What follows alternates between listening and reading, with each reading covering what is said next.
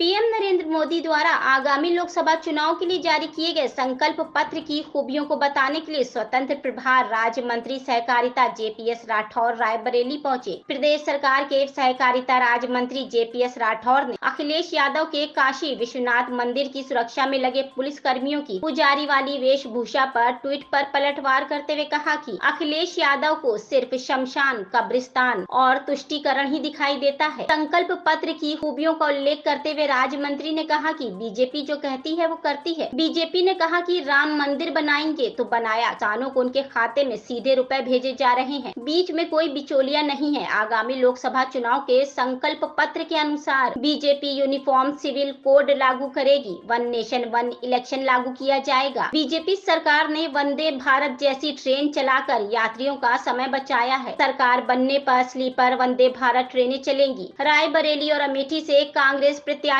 घोषित न होने के सवाल पर उन्होंने कहा कि जब तक दूसरे चरण को होने वाले के दौरान वायनाड में वोट नहीं पड़ जाएंगे, तब तक कांग्रेस रायबरेली और अमेठी से प्रत्याशी घोषित नहीं करेगी। भाजपा के जारी किए गए चुनावी घोषणा पत्र को मोदी की गारंटी बताया है।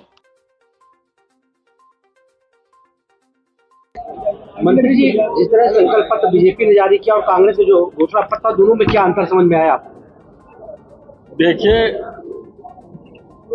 भारतीय जनता पार्टी जो संकल्प लेती है वो संकल्प को पूरा करती है और कांग्रेस जो संकल्प लेती है, घोषणा करती है, वो घोषणा केवल हवाई होती है। आज तक तो कभी उन्होंने पूरा किया नहीं। उन्होंने जिस तरीके से खटाखट गरीबी दूर करने की घोषणा किया है, क्या आपको लगता है कि वो घोषणा पूरी कर सकते हैं? उसके लिए उन्होंने क्या प्लान किया है कि इस तरीके से पैसा डालते जाएंगे और गरीबी दूर होती जाएगी। उनको लगता है कि ना नौमन तेल होगा, ना राधा नाचेगी, ना उनकी सरकार बनने वाली है, ना उन्होंने उस घोषणा को पूरा करने का वो है। भारतीय जनता पार्टी की पिछले 2 टर्म में आप देखेंगे एक एक वादे को पूरा करने का काम माननीय प्रधानमंत्री नरेंद्र मोदी जी ने किया है। अगर बात की जाए जिस हिसाब से रायबरेली की सीट जो है कांग्रेस के खाते में, तो 2024 के चुनाव में क्या लग रहा है आपको? देखिए, 2024 की सीट आप पिछली बार देखा होगा, 2019 की अमेठी की सीट भारतीय जनता पार्टी ने कांग्रेस से छीन ली थी। अब 2024 में ये सीट भी भारतीय जनता पार्टी के खाते में आएगी। ये आज लिख के रख लीजिए। और ये सीट भारतीय जनता पार्टी 2 लाख के मार्जिन से जीतेगी, ऐसे वैसे मार्जिन से भी नहीं जीतेगी। और भारतीय जनता पार्टी का एक एक कार्यकर्ता उसके लिए संकल्पबद्ध है। पूरी योजना बनाकर, पूरी रणनीति बनाकर इस लोकसभा सीट पर हम लड़ने जा रहे हैं।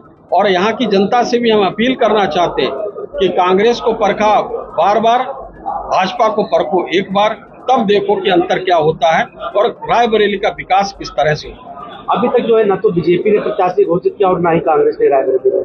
भारतीय जनता पार्टी, मुझे लगता है कि 2-4 दिन में प्रत्याशी घोषित हो जाएगा। वैसे भारतीय जनता पार्टी प्रत्याशी कमल का फूल रहता है। Bharatiya Janata party cadre based organisation है, पूरा कैडर चुनाव लड़ाता है, वो कमल के फूल के लिए काम करता है।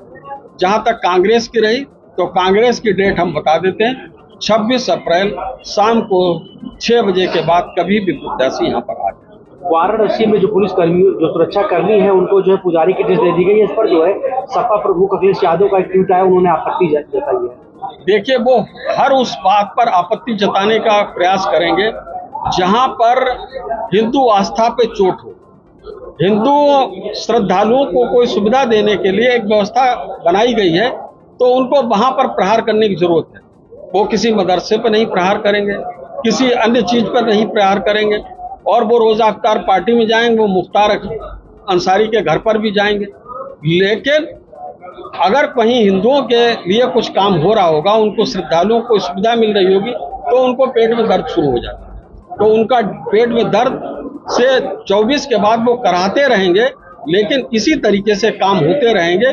और जिस तरीके से हमारे हिंदू आस्था के जो केंद्र हैं, वहां पर हम श्रद्धालुओं की सुविधा के अनुसार काम करते रहेंगे। देखिए, राहुल गांधी ने एक बयान दिया है जिसमें उनका कहना है कि आरएसएस और कांग्रेस की आइडियोलॉजी के बीच में लड़ाई है। और वहीं पीएम का एक बयान है, one nation one people one language and one leader. इसको लेकर आप क्या कह रहे हैं? राहुल गांधी ने ये भी कह दिया है कि this is the fundamental misunderstanding of our country. देखिए, ऐसा है कि उन्हें तो कुछ न कुछ कहना है, उसके पीछे उनका तर्क क्या है ये तो बताएं।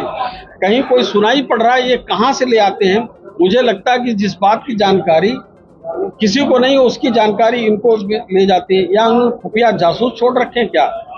उसके आधार पर करें। इसकी कहीं सत्यता, कहीं प्रामाणिकता किसी सिरे से सिद्ध होती हो तो वो तो बात कहें।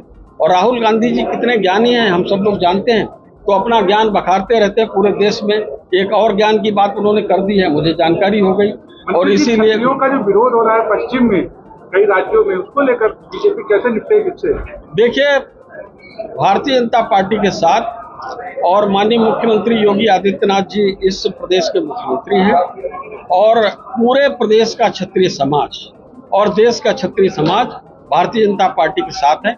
किसी तरह से कोई किसी को गलतफहमी नहीं, किसी को कोई समस्या है, तकलीफ है तो परिवार में हम बातचीत करके उसका समाधान कर लेते हैं। आज की तिथि में कोई भी कहीं पर अनरेस्ट नहीं है, सब भारतीय जनता पार्टी के साथ है।